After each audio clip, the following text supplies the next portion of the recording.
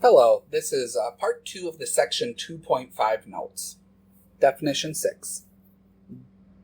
Double inequalities combine two simple inequalities like the ones given above.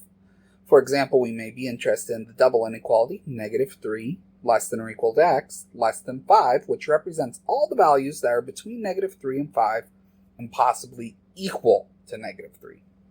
Graph the following double inequalities and write in interval notation as well. So for 2 less than x less than 5, we have 2, and then we have 5, and then x is between the two values, so that's where I'm going to be shading.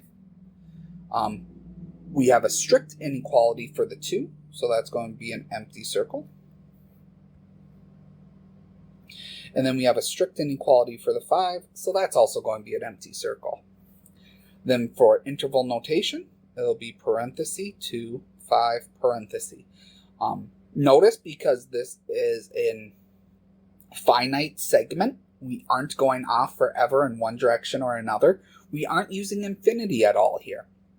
And then also, this interval notation has 2 parentheses because we had 2 empty circles.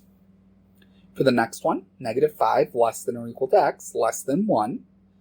Well, you have -5, 1.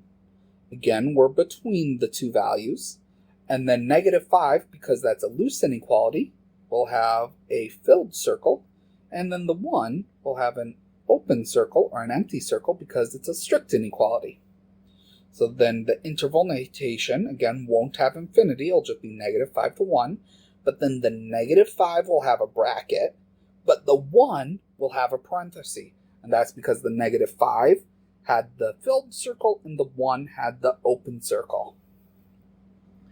The third example is -4 less than x less than or equal to -2. So we have -4 to -2. We're everywhere in between it. -4 is an empty circle, and then -2 is a filled circle. And then the interval notation is -4, -2. -4 has a parenthesis because it's an empty circle. -2 has a bracket because it's a filled circle. Part 3. Solving linear inequalities. A linear inequality is like a linear equation, but the equal sign is replaced with an inequality symbol. A solution of an inequality is a value for the variable that makes the inequality a true statement after substitution. The solution set of an inequality is the set of all solutions to the inequality. Solving a linear inequality is similar to solving linear equations. We can still add or subtract the same number from both sides as before. However, you have to pay special attention when you multiply or divide both sides of the equation. If you multiply or divide both sides by a negative number, you've reversed the ordering of the things and you must reverse or flip the inequality symbol to compensate. Let's investigate this by looking at an example. Consider the true statement, -7 less than -3. Perform the following operations to both sides of the inequality. Is the resulting statement still true? So I'm just copying the inequality down again. And the first step says to add 2. So if I add 2 to both sides, we get -5 and -1. Is -5 still less than -1? Yes, it is. Starting with our inequality again, so -7 less than -3. Now we need to add -2. Don't forget, we could have also said subtract 2 here. These mean the same thing, to add a -2 or to subtract 2. So I'm going to subtract 2 from both sides, and we get -9 and -5. Is -9 still less than -5? Yes. Okay, we get -7 less than -3 again, but now this time we want to multiply by 2. we get negative 14 and negative 6. Is that still less than? Yes, it is. So for the first three operations, the inequality matches what we started with. But now we're multiplying by negative 2 for this last bullet. So again, start with negative 7 less than negative 3.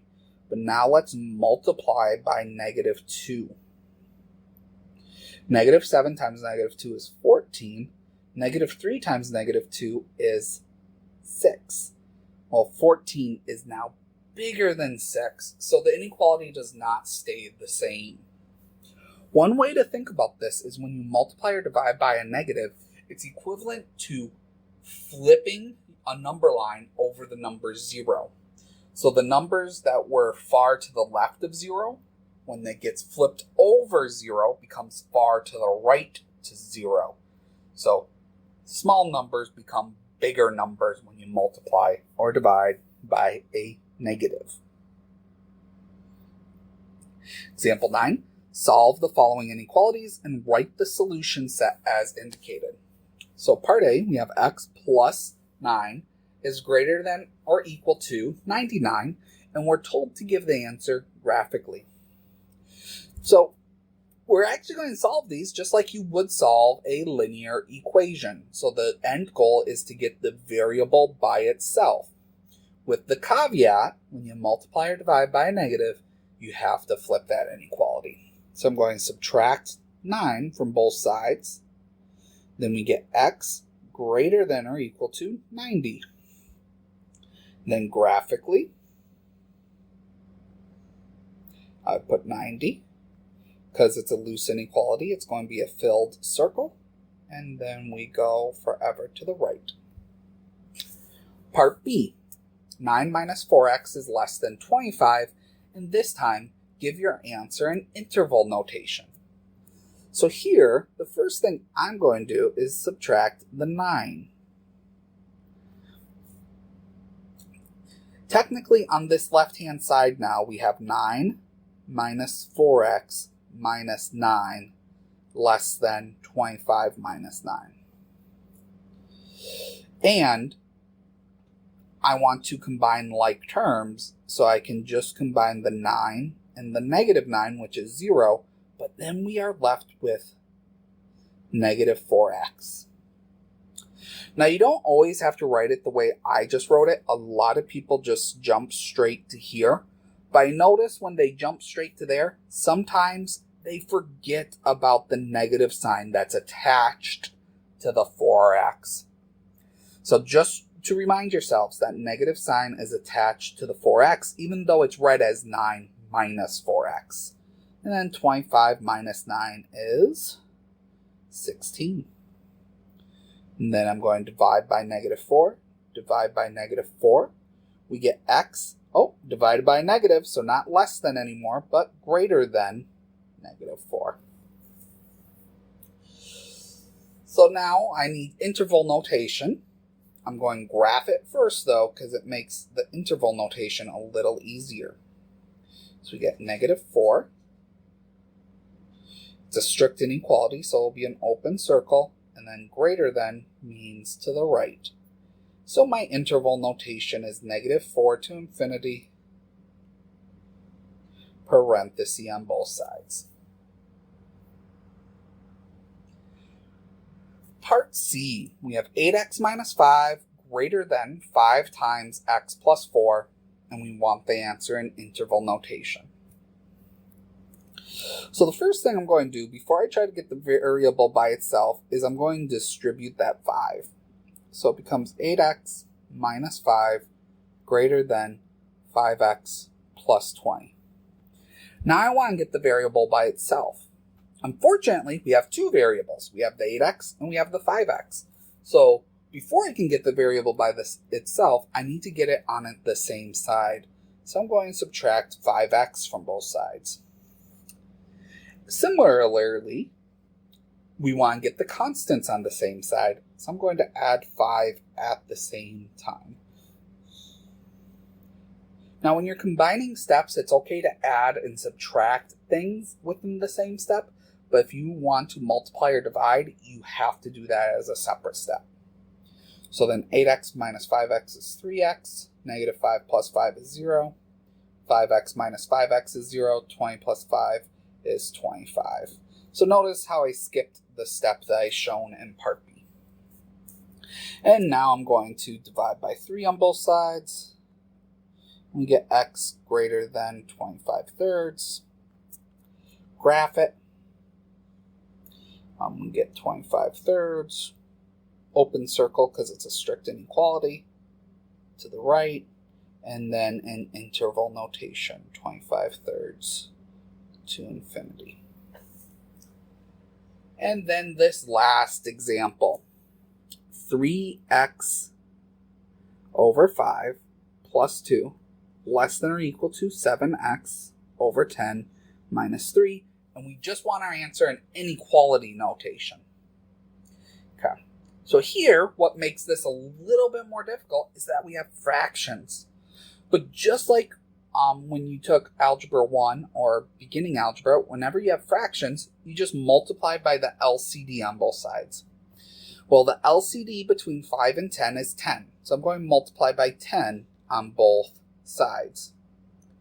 Now, because of the distribution property, when you multiply by 10, you have to multiply it by everything, not just one thing like we can do with adding and subtracting. So then we get 10 times 3x over 5 plus 10 times 2 less than or equal to 7x over 10 times 10 minus 3 times 10. Now, whenever you're multiplying fractions, it's always better to reduce first. So instead of doing 10 times 3, I'm actually going to do 10 divided by 5 to get 2. And then 2 times 3 is 6x. No fraction here, so 10 times 2 is just 20. And then here, 10 divided by 10 is 1. 7x times 1 is 7x. And 3 times 20 is 30. Now I'm going to subtract 6x from both sides and add 30 to both sides. So we get 50 is less than or equal to x. And as I said earlier in the notes, we almost always want the x on the left-hand side, but remember, when you flip an inequality, the sides, you have to flip the symbol as well. So we get x greater than or equal to 50, and this is actually what inequality notation is. And that is the end of section 2.5 notes.